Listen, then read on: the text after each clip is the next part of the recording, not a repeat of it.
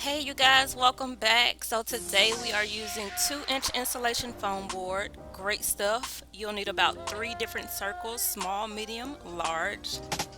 Sandpaper, the ram board. This is basically like a thick construction paper. Alright, so we're going to trace our larger circle about 5 to 6 times. I think I did use only 5. Yeah, 5 of the circles. And cut.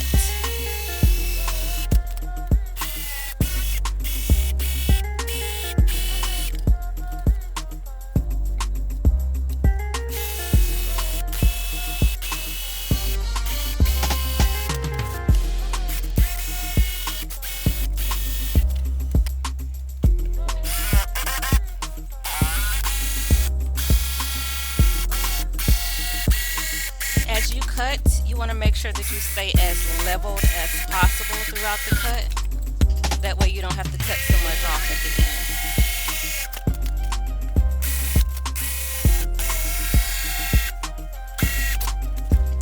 end. When I say leveled, I mean making sure that your jigsaw don't go from left to right.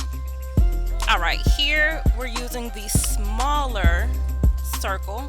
I just used a small paint can and cut.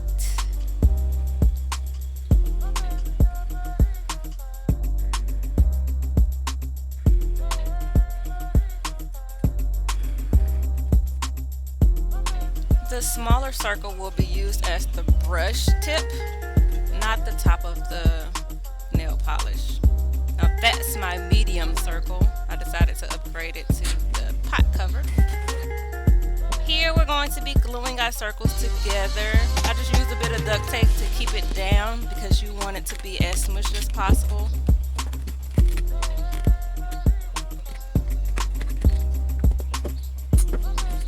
When great stuff dries, it basically turns into this big huge bubble. So yeah, let's add some weights to that. Once it dries, we're just going to remove the tape and continue to glue each piece.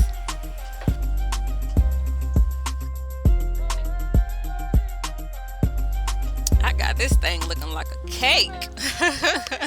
Okay, so next we will be using our hot knife to basically just cut off all the extra pieces that's hanging out. We no longer need them. We want to get it as leveled as possible. That's cool on the beat. Just like a cake.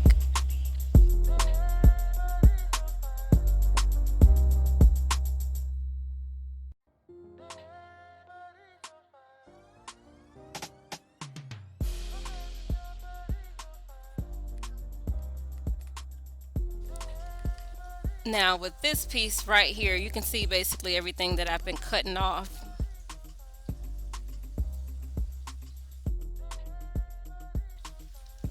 Alright, so next we are about to put the icing on the cake. Just joking. I'm just using a bit of wall putty to cover up the seams within the layers so we can fill them. We're going to let it dry for a bit. Here I decided to get a rope. This is just an example so I can show you exactly what I was doing. Use great stuff in order to glue it down. Puttied it up, let it dry, sanded it down, and I'm going to apply a second coat. This is my second coat here, and I'm about to sand it down again to show you guys how to manually sand.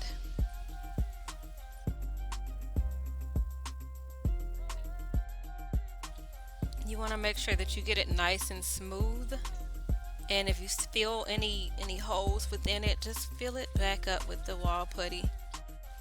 I did have to fill this plenty of times and make sure that it dried. Since I did use a rope, you can see the twine that's hanging out, so I had to make sure that I covered it pretty good. Next I'm going to take this ram board and I'm basically measuring it around the top piece of my nail polish to make sure that it measures out correctly. I just take a blade and I cut. And also you're going to need two circles for the top and for the bottom piece of your lid, I guess you would call it. One of the circle pieces does have a hole within it, so that way that my PVC pipe can go through. You can also use the wood dowels that come at Lowe's or Home Depot. I believe Home Depot has them. They're like closet stick dowels. I'm just using the great stuff to glue it on. You're gonna have to sit and hold for quite a bit of time, so honestly the wood dowel works perfectly because that way you can just screw right into the dowel. Now for the second piece that has the hole cut out the same circumference of the PVC pipe, just stick it through, and so that way my pieces don't come out. I did decide to use a little bit of wood glue. You can use any glue. So next you want to take your PVC pipe and put a hole at the top of your small circles that we cut earlier. As you can see, I'm just making sure that I do not carve out the bottom because you want to keep that brush tip. The tip of the brush has a cone shape, so you want to go ahead and sand it.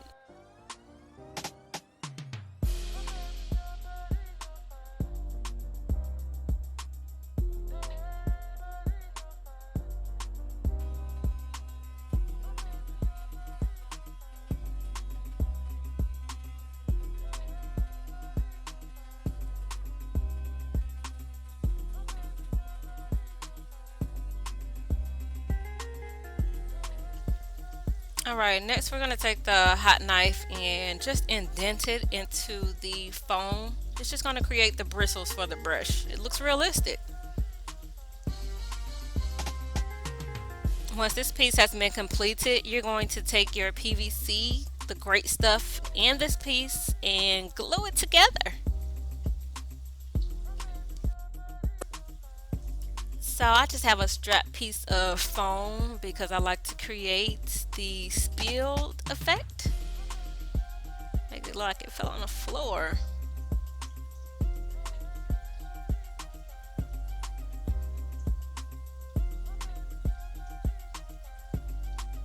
And you just want to mark around the edge and cut that out so the way it fits right inside. And I'm going to carve, and in order to get out all the kinks from the carve, I just take my sander and I sand it down. If you need to see in more detail how I do it, just go take a look at the popsicle video that I posted so you can see. It's the same type of spill. So my paint gun started acting up on me. I let some paint sit in it overnight. That's a big no-no. So I can't show you how I painted the pink. But I did use my Cricut here to print out the label. Take a look.